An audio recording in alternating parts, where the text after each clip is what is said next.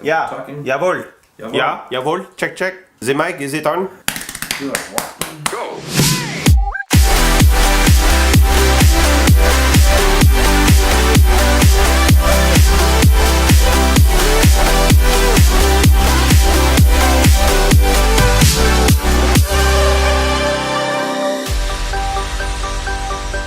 The story is about traveling to Australia alone and with no money. Now at first that might sound like a really bad idea. It really was a scary idea. But it wasn't a bad idea. It wasn't. Listen why. Yeah, and partner's here for moral support, although he wasn't with me because again I went alone. But my goal for this story is to teach it, tell it, and for you to walk away and not be afraid of making a difficult decision in your life. Essentially, back in 2012, the guys and I finished traveling for 7 months, and we came home, we landed, and we had No money. no money at all. I, out of a crazy fluke, had landed return flight home from where we were for a DJ gig and that sort of, so I managed to come home with everyone, and I also got a one-way flight to Australia with that, which is about 4 months after we had landed. I had a 4-month window to be home and try and make some money, which I was relatively successful at for not getting a full-time job and just, you know, huffing it out with the guys doing the high on life thing. But essentially the time came and I had about $1,000 in the bank and a one-way ticket to Australia. I looked at my decisions,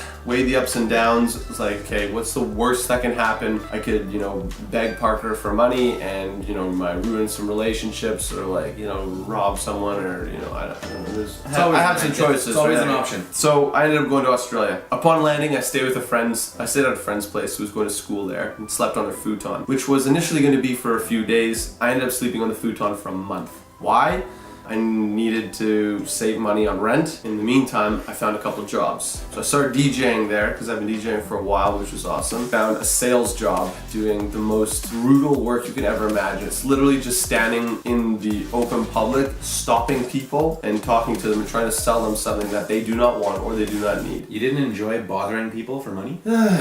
It was purely commission based. I sort of got the hang of it, managed to save up a bit of money, and after a couple months I quit my 2 jobs and I met up with a bunch of friends and I traveled down the east coast to Oz for about 6 weeks and hung out in a minivan and went scuba diving and snorkeling and surfing and stayed at about 15 different hostels along the way, met a bunch of people, and it was the adventure that I had been like waiting for this whole time. The end of all this, I ran out of all my money and I bought a one-way ticket back home with my credit card. So I come back home 4 months later-ish, had about the same amount of money / debt and just this massive pile of experiences, fun, excitement. I don't regret the decision at all. So my takeaway message is sometimes the scariest decisions in life end up yielding the most reward. So if you ever are thinking of doing something like this, weigh your options, think about the worst possible thing that could happen and how easy it would be for you to come back from that, and think about the best possible thing that could happen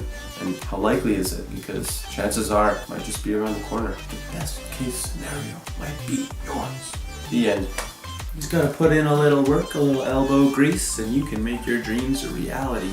Even you. Yeah.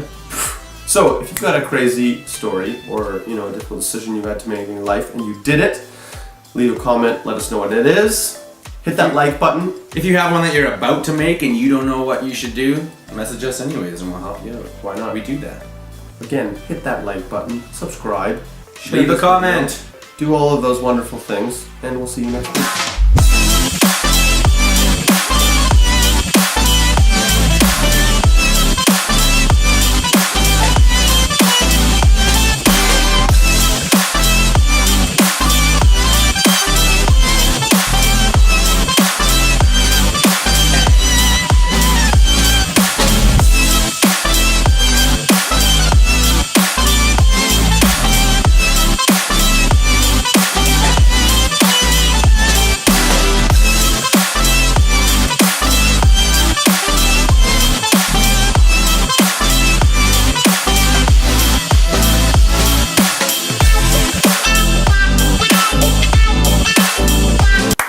Get into it. Those are all good claps. Well, I was waiting for you to sort of like play some sort of... Don't wait for me. This is 100% you, and I'll interject if I feel the moment.